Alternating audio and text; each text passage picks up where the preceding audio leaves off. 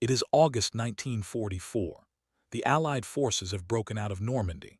After weeks of brutal fighting through the hedgerows of northern France, the American army is on the move, and they are moving faster than anyone ever expected. General George S. Patton's Third Army is racing across France. In just 1 month, they have covered more than 400 miles. They have liberated town after town. The Germans are retreating in chaos. The Allies smell victory, but there is a problem. A massive problem. The army is advancing so fast that it has outrun its own supply lines. Every division needs about 750 tons of supplies per day: food, fuel, ammunition, medical equipment.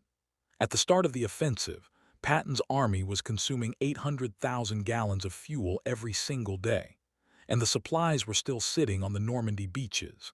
The Allies had a choice: slow down and wait for the supply lines to catch up, or find another way. They chose to find another way.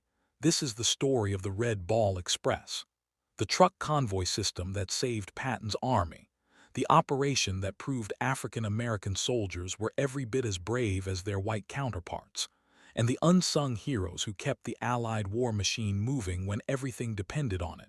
Stick around, because by the end of this video, you will understand why one veteran said, "The Army would never have one without us." To understand the Red Ball Express, you have to understand the situation the Allies faced in August 1940, for the D-Day landings had been a success. But the Allies had created a problem for themselves. In the weeks leading up to the invasion, they had bombed the French railway system into ruins. This was a deliberate strategy. They wanted to prevent the Germans from moving reinforcements to the beaches. It worked brilliantly. The Germans couldn't bring up troops or supplies, but there was a catch. The Allies also needed those railways. Now that they had broken out of Normandy, they needed to move supplies from the beaches to the front lines, but the railways were destroyed. The French ports were mostly inoperable. The only way to deliver the supplies was by truck on paper. This seemed impossible. 28 Allied divisions needed constant resupply. During offensive operations, each division consumed about 750 tons of supplies per day. That's about 100 pounds per man. Total, about 21,000 tons every single day. The supplies were still at the beaches. The trucks had to come from somewhere. The drivers had to come from somewhere. Someone had to organize it all. General Dwight D. Eisenhower needed a miracle. On August 21, 1944, a group of American officers gathered for an emergency meeting. They had just 36 hours to solve the supply crisis. The plan they came up with was audacious. They would combine 132 already existing military trucking operations into one massive convoy system. They would create a network of one-way roads, closed to civilian traffic, dedicated exclusively to moving supplies forward. The route would be marked with red balls, a symbol borrowed from the Santa Fe Railroad, which had been using red balls to mark priority express freight since the 1890s. System would be called the Red Ball Express. The first convoys began rolling on August 25, 1944, just 4 days after that emergency meeting. It was an astonishing achievement. What they were about to attempt had never been done before, and they had to get it right the first time. Colonel Loren Albert Ayers was put in charge. His men called him Little Patton.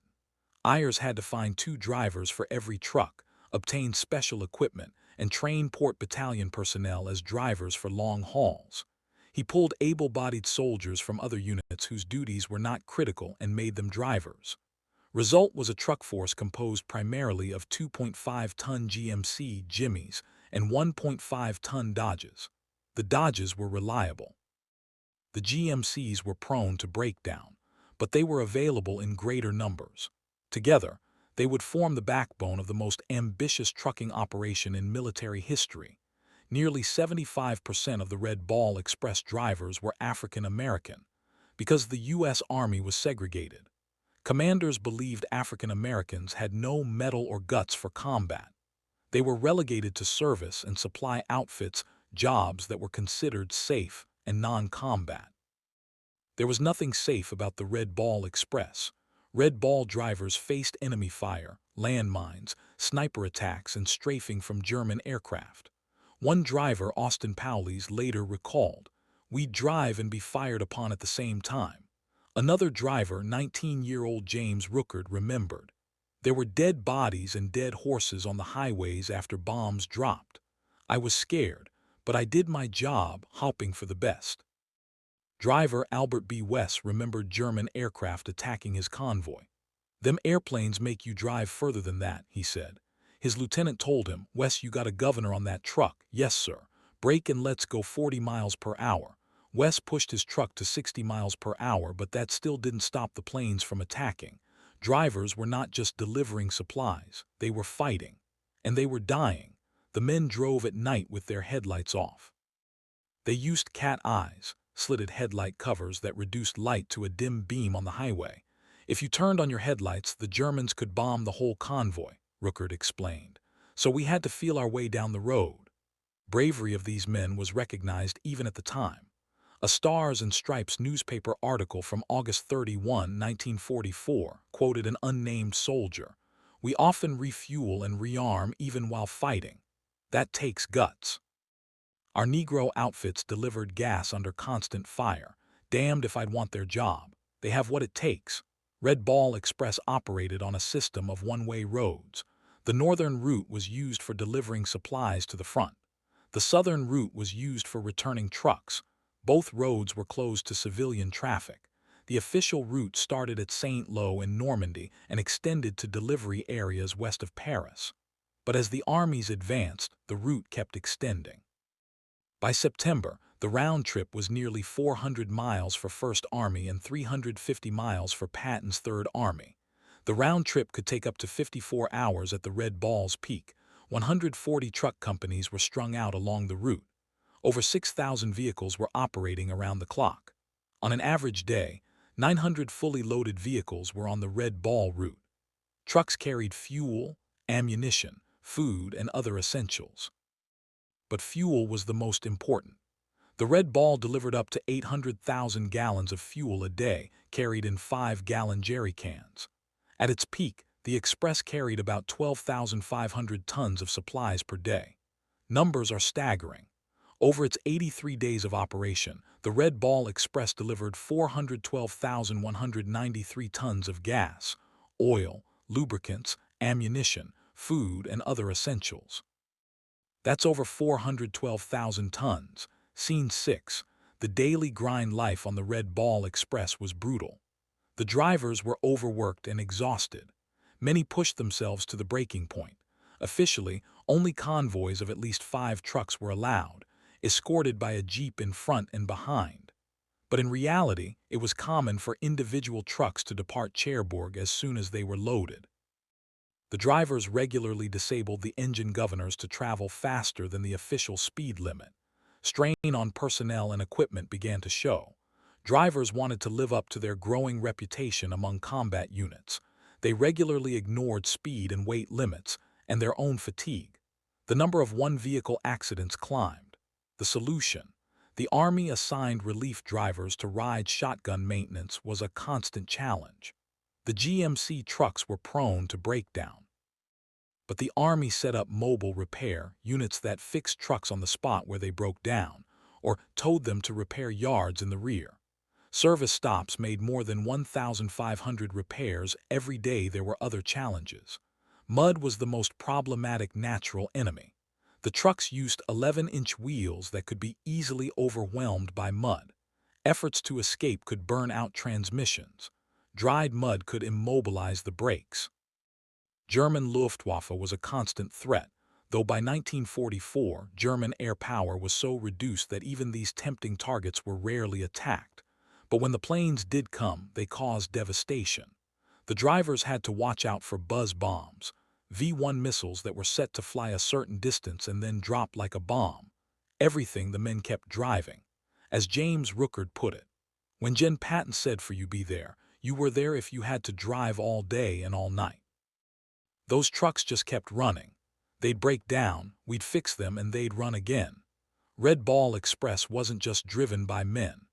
Behind the scenes, an all-female unit of the Women's Army Corps, the 29th Traffic Regulating Group, kept the operation running. The 29th Traffic Regulating Group was the only all-female traffic regulating group in the U.S. Army. It was comprised of 186 WACs who were telephone operators, secretaries, stenographers, traffic experts, drivers, statisticians, and draftswomen. They arrived in Paris on September 8, 1944, the first full WAC unit to enter the newly liberated city. Women were responsible for coordinating the movement of trucks, trains, and maritime operations.